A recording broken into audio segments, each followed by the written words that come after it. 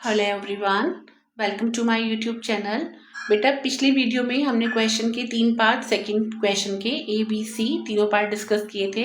अब हम question third discuss करने जा रहे हैं बेटा। इसका भी कॉन्सेप्ट बेटा बिल्कुल सेम है जैसे क्वेश्चन सेकंड के बी पार्ट में हमने किया था। देखो सबसे पहले हम क्वेश्चन रीड कर लेते हैं। X and Y are partner sharing profit and losses in the ratio 2:1। Z is admitted with 5/11 share which he takes 3/11 from X and 2/11 from Y. Calculate the new profit sharing ratio of the partners. बेटा हम book कौन सी follow कर रहे हैं? हम book follow कर रहे हैं DK गोयल का लेटेस्ट एडिशन। उसमें ये क्वेश्चन नंबर 3rd A है। ठीक है, हमारे पास पार्टनर्स कितने हैं? हमारे पास पार्टनर्स हैं X, Y और इन्होंने Z को एडमिट करा। X और Y का शेयर कितना है? 2:1। तो इनको अपोन में क्या लिखेंगे? 2 + 1 यानी कि 3, 2/3, 1/3। अब z कितने के लिए आ रहा है? z आ रहा है 5/11 के लिए। अब इसने हमें बताया विच ही टेक्स। अगर बेटा ऑफ विच होता, ऑफ विच का मतलब कि ऑफ का मतलब होता है, देखो याद रखना बेटा, ऑफ का मतलब होता है हमेशा मल्टीप्लाई करना। ठीक है, अगर ऑफ विच होता है यानी कि इसका इतना पार्ट इससे, इसका इतना पार्ट इससे, बट यहाँ पे ऑफ नहीं है। उन्होंने डायरेक्टली बोला विच ही टेक्स। कितना लेगा?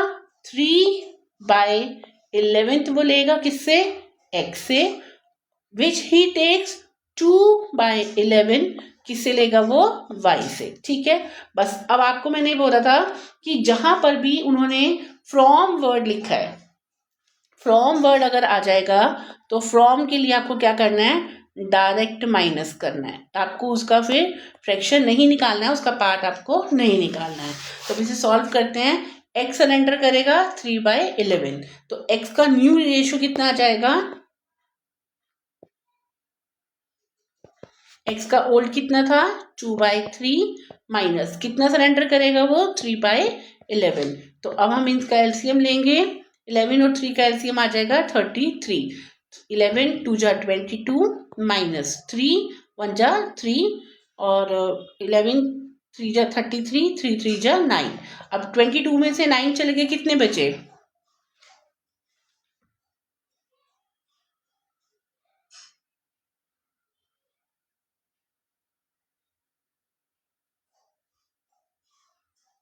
यस बेटा, 13/33। ये आके किसका शेयर? x का, राइट। अब एज इट इज हम किसका निकालेंगे? y का न्यू शेयर निकालेंगे। y's न्यू शेयर, उसका ओल्ड शेयर कितना था? 1/3 और उन्होंने कितना डिमांड करी है सरेंडर करने के लिए? 2/11।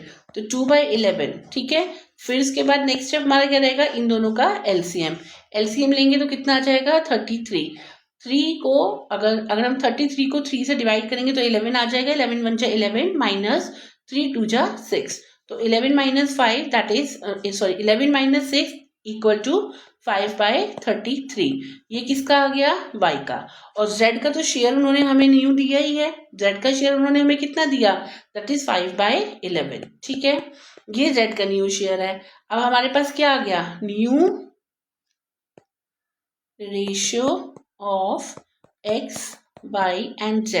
कितना कितना है? x का है 13/33, y का कितना है? 5/33 और z का कितना है? 5/11।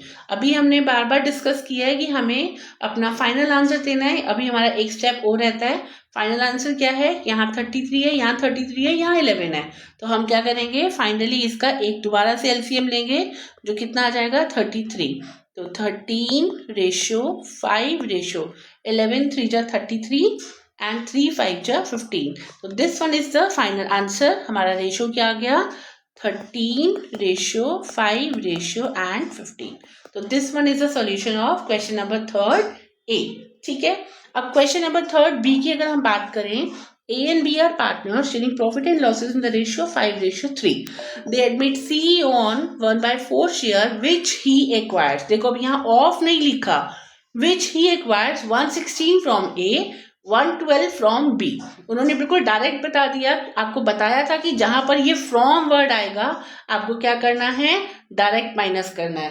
मीन्स कि जो उनका 5:3 है, इनका रेशियो में से 1/6 हम ए में से माइनस कर देंगे और 3/8 में से 1/12 हम बी के लिए माइनस कर देंगे और जो माइनस करके आएगा वही उनका न्यू शेयर हो जाएगा।